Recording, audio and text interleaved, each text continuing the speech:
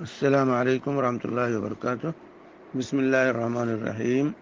الحمد للہ رب العالمین، والصلاة والسلام علی خاتم الانبیاء والمرسلین وعلی آلہ وصحبہ اجمعین، اما بعد۔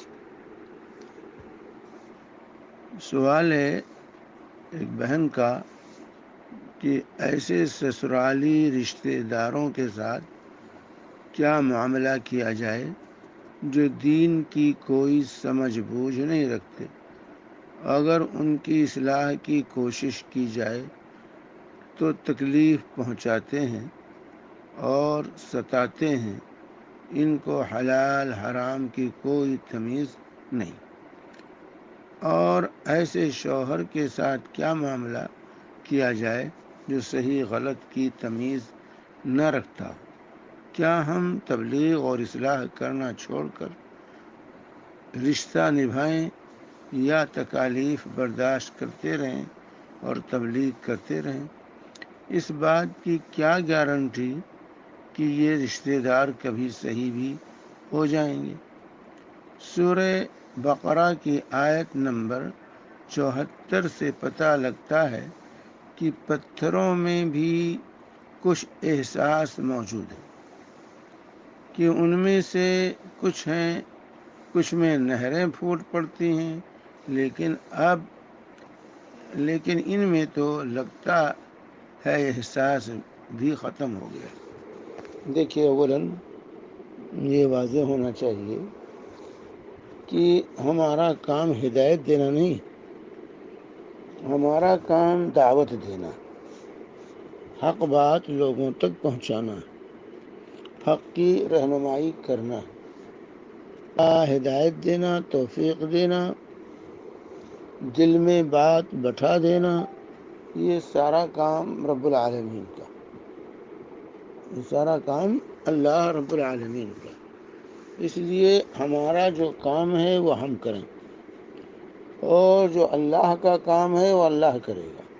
ہاں، اس کے لیے ہم اللہ سے دعا کریں کہ اللہ انہیں ہدایت دے دے، انہیں حق کو قبول کرنے کی توفیق دے دے، انہیں دین کا صحیح فہم اور دین کی بصیرت عطا فرمائے۔ ہمارا یہ کام دعا اور دعوت۔ بھائی، رسول پاک صلی اللہ علیہ وسلم کی سیرت طیبہ پڑھیے، صحابہ کی زندگیاں ہمارے سامنے ہیں۔ اللہ کے نبی صلی اللہ علیہ وسلم کو کس قدر نہیں ستایا گیا، صحابہ کو کس قدر نہیں ستایا گیا، اپنوں نے ستایا، لیکن کیا آپ اور آپ کے صحابہ دعوت سے باز آئے؟ مایوس ہو کے بیٹھ گئے کہ اب ان کو سمجھانے کا کوئی فائدہ نہیں ہے، اور پھر رشتہ داری نبھانے لگے کہ چھوڑو، دعوت کا کام چھوڑ دو، رشتہ داری نبھاؤ؟ نہیں، اللہ کے نبی صلی اللہ علیہ وسلم اور صحابہ نے اس راہ میں ہر طرح کی اذیت برداشت کی، لیکن دعوت سے نہیں رکے، ان کو سمجھانے سے نہیں باز آئے، نا امید نہیں ہوئی، نا امید نہیں ہوئی۔ اسی لیے آپ سیرت طیبہ پڑھیں، جب پہاڑوں کا فرشتہ آیا جبریل امین کی موجودگی میں، اور اس نے نبی کریم صلی اللہ علیہ وسلم سے یہ مطالبہ کیا کہ اگر آپ کہیں تو ہم ان دونوں پہاڑیوں کو ملا کر ان لوگوں کو تہس نہس کر دیں، تباہ و برباد کر دیں، جو آپ کی شان میں اتنی گستاخیاں کر رہے ہیں، تو اللہ کے نبی صلی اللہ علیہ وسلم نے کیا کہا تھا؟ نہیں، ایسا نہ کرو، اگر یہ ایمان نہیں لاتے ہیں تو مجھے امید ہے ان کی آئندہ نسلیں ایمان لائیں گی، مجھے امید ہے۔ تو کبھی نا امید نہیں ہونا چاہیے۔ دعوت کے میدان میں کام کرنے والوں کو اور اہل ایمان کو نا امید نہیں ہونا چاہیے۔ مایوسی اور نا امیدی اسلامی لغت میں نہیں، آج نہیں تو کل، کل نہیں تو پرسوں، یہ دل ہے نا، یہ پتھر تو نہیں ہے۔ جب پتھر پھسل جاتا ہے، پتھر پگھل جاتا ہے، پتھر سے بھی جو ہے دریا جاری ہو جاتے ہیں، تو یہ دل ہے، ایک نہ ایک دن کھلے گا، یہ امید رکھنی چاہیے۔ یہ گوشت کا لوتھڑا جو ہے ضرور متاثر ہوگا، ضرور متاثر ہوگا، اثر آئے گا، لیکن ہر ایک کے لیے اللہ نے وقت مقرر کر رکھا. جب وقت آئے گا تو آپ کی بات اثر انداز ہوگی اور لوگ سمجھیں گے، ہدایت حاصل کریں گے. اس لیے کبھی بھی مایوسی کا شکار نہیں ہونا چاہیے. ہمارا کام ہے، اللہ نے ہماری جو ذمہ داری ڈالی ہے وہ ہم کرتے رہیں، چاہے سسرالی رشتہ دار ہوں، چاہے ددیالی رشتہ دار ہوں، چاہے ننھیالی رشتہ دار ہوں. رشتہ داروں کو، پاس پڑوس کے لوگوں کو، اپنے ملنے جلنے والوں کو حق کی دعوت دیتے رہیں، ان کو سمجھاتے رہیں، لیکن پیار سے، محبت سے، حکمت سے. یہ طریقہ ہے، ڈنڈے کے زور پر نہیں. عدو الی سبیل ربک بالحکمت والموعظۃ الحسنۃ وجادلہم باللتی ہی احسن. اس میں بتایا اللہ تعالیٰ نے یہ طریقہ بتایا ہے، یہ اصلاح کا یہ طریقہ. اور آج جو ہے مسلمانوں کو سدھارنے کے لیے بہترین طریقہ یہ ہے کہ ان کو قرآن پر لگائیے، ان کو قرآن پڑھائیے، حدیث پڑھائیے. اللہ اور رسول کا مقام ان کے ذہن و دماغ بٹھائیے کہ اللہ کا کیا مقام ہے، نبی کا کیا مقام ہے، قرآن کا کیا مقام ہے، حدیث کا کیا مقام ہے. یہ چیز ان کے ذہن و دماغ بجائے کہ مسائل پر ان سے جو ہے تکرار کرنے کے، ان کو خاموشی کے ساتھ قرآن پڑھنے پر لگا دیجیے.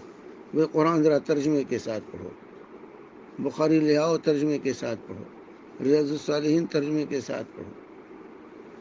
تو اس طریقے سے جو ہے ان کو قرآن و حدیث کے پڑھنے پر لگائیے، وہ عام کیجیے. بجائے مسائل کو چھیڑنے کے قرآن کا ترجمہ انہیں سکھائیے، حدیث کا ترجمہ انہیں سکھائیے. یہ چیزیں ان کے سامنے رکھیے. جب قرآن و حدیث کی اہمیت ان کے سامنے اجاگر ہو جائے گی، اس کو پڑھ لیں گے، تو پھر ان کو سدھارنا، سنبھالنا یہ آسان ہو جائے گا، اور پھر بات ان کے سمجھ میں آنے لگے گی. تو یہ طریقہ اختیار کرنا چاہیے کہ ان کو قرآن پہ لگائیے، حدیث پہ لگائیے، اس کو پڑھنا سیکھیے، پڑھیے، مطالعہ کرو، سنو اس میں کیا اللہ نے آپ سے بیان کیا ہے، نبی صلی اللہ علیہ وسلم کیا فرما رہے ہیں. تو اللہ رسول کے مقام کو ان کے ذہن و دماغ میں بٹھاتے ہوئے قرآن و حدیث پڑھنے پر ان کو لگائیے، تاکہ وہ اگر عربی زبان نہیں جانتے ہیں تو ترجمے ہی سے اس کو پڑھنے کی کوشش کریں. روزانہ ایک ہی صفحہ صحیح، ایک ہی آیت صحیح قرآن کو ترجمے سے پڑھ، حدیث کو ترجمے سے پڑھ. انشاءاللہ یہ طریقہ جب آپ اختیار کریں گی تو آج نہیں تو کل ضرور ان کا ذہن کھلے گا، اور وہ حق کو قبول کرنے کا داعیہ اپنے اندر محسوس کریں گے. پھر آپ کی بات اثر انداز ہوگی، حقیقت ان کے سامنے کھلے گی، اور جہالت کا جو پردہ چھایا ہوا ہے وہ ہٹے گا. اسی لیے رسول پاک صلی اللہ علیہ وسلم پر جو پہلے وحی آئی، اس میں یہ نہیں کہا کہ جو نماز پڑھاؤ سب کو، روزہ رکھواؤ سب کو. تو دعوت کا مطلب یہ سمجھتے ہیں نماز پڑھاؤ سب کو، نہیں. سب سے پہلے جو آیت نازل، اقرأ بسم ربک الذی خلق، خلق الانسان من علق، اقرأ وربک الاکرم الذی علم بالقلم، علم الانسان ما لم يعلم. پہلی وحی جو رسول پاک صلی اللہ علیہ وسلم پر نازل ہوئی وہ پڑھنے لکھنے سے متعلق کہ پڑھو لکھو، قلم کا ذکر، پڑھنے کا ذکر، جو قرأت اور کتابت کا ذکر، یہ تمام چیزیں اللہ تعالیٰ نے 5 آیات کے اندر یہ علم کی طرف توجہ دلائی، پڑھنے لکھنے کی طرف توجہ دلائی. کیونکہ جب تک جہالت دور نہیں ہوگی، جہالت کے بادل جب تک چھٹیں گے نہیں، تب تک حقیقت لوگوں کے سامنے نظر نہیں آئے گی، باتیں اثر انداز نہیں ہوں گی. اس لیے آپ اپنے گھر والوں کو، سسرالی ہوں، ددیالی ہوں، ننیالی، رشتہ داروں کو قرآن پڑھنے پر لگائیے، حدیث پڑھنے پر لگائیے. جب وہ پڑھنے لگیں گے، سننے لگیں گے اس کو، تو خود بخود ان کے اندر یہ داعیہ پیدا ہوگا کہ حق کو تلاش کریں، حق کو قبول کریں، اور حق کا سمجھنا ان کے لیے آسان ہو جائے گا. تو ہمیں عاجز ہو کے بیٹھنا نہیں چاہیے، مایوس نہیں ہونا چاہیے. اللہ کے رسول صلی اللہ علیہ وسلم، صحابہ کرام رضوان اللہ اجمعین کی زندگیاں ہمارے سامنے ہیں. وہی مکہ جہاں زندگی گزارنا مشکل تھا، وہی مکہ میں پھر اللہ کے نبی صلی اللہ علیہ وسلم اور صحابہ فاتحانہ حیثیت سے داخل ہوئے، اور وہی مکہ جو ہے مسلمانوں کا مرکز بنا، اور وہیں سے پوری دنیا کے اندر اسلام کی دعوت پھیلی۔ تو جو ہے کبھی بھی مایوسی کا شکار نہیں ہونا چاہیے۔ اللہ تبارک و تعالی ہمیں اور آپ کو اپنی ذمہ داری ادا کرنے کی توفیق عطا فرمائے، اور اللہ تعالی لوگوں کے ذہن و دماغ کو اسلام اور اسلامی کام کے لیے کھول دے۔ وصلی اللہ علیہ نبی محمد وعلی آلہ وصحبہ وسلم۔